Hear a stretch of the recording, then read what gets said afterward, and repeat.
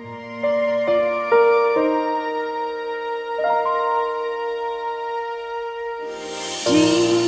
Saint Joseph, build me a home made out of love and faith, not of stones, with rooms for Jesus and Mary to stay.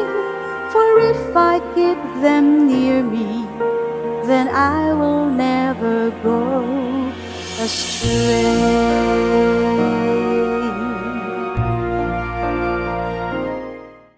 Ayong adlaw kanatong tanan. Maniya na kita sa katluag duha, 32 nga adlaw sa atong pagpangandam ug mamalandong kita sa katapusan nga bahin sa litania ni San Jose nga mao ang protector of the Holy Church. Unya, konektado po siya sa the wonder of Saint Joseph nga mao ang Saint Joseph as the patron of the Universal Church. Kining maong katapusang titulo, makaingon ta siya nga, kuan na siya, sa in English pa, we reserve the best for last. Kay ang papel ni San Jose is tigpanalipod sa simbahan ug patron sa kinatibuk-an nga simbahan. Konektado na siya sa pinaka-basic kayo nga role, papel ni San Jose to protect the child Jesus and to protect the Blessed Virgin Mary. Si Papa Pio VI, mihatag ka nato sa katarungan.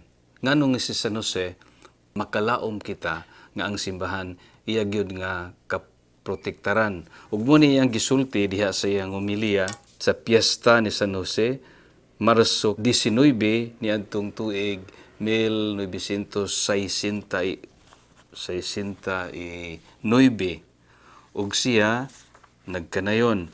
The Church invokes Saint Joseph as her patron and protector through her unshakable trust that he to whom Christ willed to confide the care and protection of his own frail human childhood will continue from heaven to perform his protective task in order to guide and defend the mystical body of Christ himself. Sumuni siya gihatag nga katarungan ngano nga diha kang San Jose makalaom gyud ta ug makalaom ang simbahan nga kita protektahan kay karon man panahona nagsagubang ang simbahan ug daghan kaayong problema, lawom kaayong problema. Mao nga this is very providential nga karong tuiga atong gisaulog. Kining maong the year of Saint Joseph. Sa dili pa ko moadto sa tulo nga problema sa simbahan, kining maong tuig karon, kining maong kasaulugan, apila ni atong novena leading to the consecration on the first day of May, kabahin ni siya sa kasaulugan 150 years anniversary nga giproklamar ni Papa karon biyato na Blessed Pius IX in 1870 nga si San Jose mahimong protector sa simbahan. Tugutilan ko nga mo lakbit saysay sa importante kayong bahin nining maong kasaysayan. Ato lang hinumduman nga kining maong Santo Papa Blessed Pius IX moosad siya ang nagproklamar sa Immaculate Conception in 1854. Usa sa mga nakatandog sa Santo Papa ngayang iproklamar si San Jose, mao gatong sulat sa usa ka pari Dominican, Father Jane Joseph Lateste, usa ka batan-ong pari nga Dominicano nga devoto kayo sa Birhen sa Lourdes kan San Maria Magdalena ug kang San Jose. Ingon siya ka devoto sa Lourdes nga miadto siya sa Lourdes nakigsulti kang Santa Lucia ug naghimo siya bag-ong congregation niadto mga babae nga niguwa sa prisuhan. Nahimo sila nga Sisters of the Dominican in Bethany. Unya, ang iyang pagdeboto ni San Jose, nisuwat siya sa Santo Papa nga iproklamar kining maong titulo Saint Joseph as the patron of the Universal Church. Unya, natandog kay Santo Papa. Tungod kay, wa lang siya, dili ordinaryo ang gisuwat. Wa lang siya mosuwat nga kanang iproklamar, kundi miingon pagin siya, ngayang iandam siya, nga muhalad sa iyang kinabuhi, ihatag niya, basta maproklamar lang si San Jose, isip patron sa universal nga simbahan. Kanya mo ito nga misulat ang Santo Papa, on the proclamation, misuwat siya 1867, niya gisuwat gid sa Santo Papa, ingon siya, nakadawat mig daga kay suwat, apan usar ra gyud niadtong daghan nga misuwat, nga miingon nga andam ko muhatag sa akong kaugalingon para lang maproklamar ug tinuod yun didto na natibuok ang pagtuon sa Santo Papa that it was time to proclaim Saint Joseph. Nadawat niya ang suwat 1867 o niya pagka 1870 iya nga giproklamar ang Santo Papa nga si San Jose patron sa Universal Church. Akong giingon nga more than ever, labi na sa atong panahon karon, nakita man nato nga daghang kay problema ang simbahan. Tulo ka butang nga atong gisaguban karon. Skandal, kung gisulat din skandal, confusion, and division. Na diha, the scandal of the church, and therefore confusion. Ni ata sa kalibog ron, wata mahibaw, kinsay tinuod, kinsay sakto. And then, kung naa ng confusion, naagyo na ang division. Niya, kung na ma-divided na ta, diya ita ma-weaken ang simbahan. Niya, nahibaw ta nga kini mao gini say hinagiban sa demonyo. Kay si Saint Joseph, terror of demons man, mao nga kanang kay dili man sila ka-atake ni San Jose, atakiho niya ang iyang mga anak, atakiho niya ang simbahan. Si San Jose usab, makatabang kayo sa pagpabalik sa kayusahan diha sa simbahan. Nasayod ta nga tinuod ako og problema sa simbahan, apan dako usab ta og paglaom. Kay ingon maguni ana, kung dunay crisis, dako pug kayo siya og responsibilidad. May igsuon, sa atong pag-consecrate, mao man ay ani ugma 33 nang adlaw, ug mao na ang day of consecration. Ang pag-consecrate nato sa atong kaugalingon as a nation, as an individual, as a community, duha na siya kabutang. Una, kini nag-agni nato nga atong isalig the entrustment. We entrust to Saint Joseph tungod kay siya after Jesus and Mary is the person closest to God, is the person who is so faithful to God.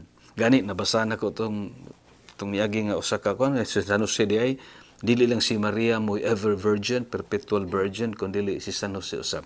So, entrustment, ikaduha, kining maong atong pag-consecrate ni Saint Joseph, maghimo sab ni nato nga apparitions, mo nagigamit bagong termino, the apparitions that we become apparitions of Saint Joseph. Meaning to say that we become like Saint Joseph in the way we love, in the way we commit ourselves, in the way we listen to God, and in the way we follow the commandments. We follow and we protect each other.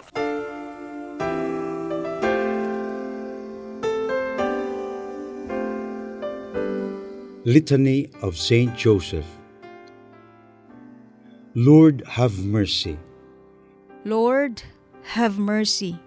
Christ, have mercy. Christ, have mercy. Lord, have mercy. Lord, have mercy. Christ, hear us. Christ, graciously hear us. God, the Father of heaven, Have mercy on us. God the Son, Redeemer of the world, Have mercy on us. God the Holy Spirit, Have mercy on us. Holy Trinity, one God, Have mercy on us. Holy Mary, Pray for us. Saint Joseph, Pray for us. noble offspring of David, Pray for us. light of patriarchs, Pray for us. Spouse of the Mother of God, Pray for us. chaste guardian of the Virgin, Pray for us. foster father of the Son of God, Pray for us. zealous defender of Christ, Pray for us. head of the Holy Family, Pray for us. Joseph most just, Pray for us. Joseph most chaste, Pray for us. Joseph most prudent, Pray for us. Joseph most courageous, Pray for us. Joseph most obedient, Pray for us. Joseph most faithful, Pray for us. mirror of patience, Pray for us. lover of poverty, Pray for us. model of workmen, Pray for us. glory of domestic life, Pray for us. guardian of virgins, Pray for us. pillar of families, Pray for us. comfort of the afflicted, Pray for us. hope of the sick, Pray for us. patron of the dying, Pray for us. terror of demons, Pray for us. protector of the Holy Church, Pray for us. Lamb of God who takes away the sins of the world, Spare us, O Lord. Lamb of God who takes away the sins of the world, Graciously hear us, O Lord. Lamb of God who takes away the sins of the world. Have mercy on us, He has made him Lord of his household.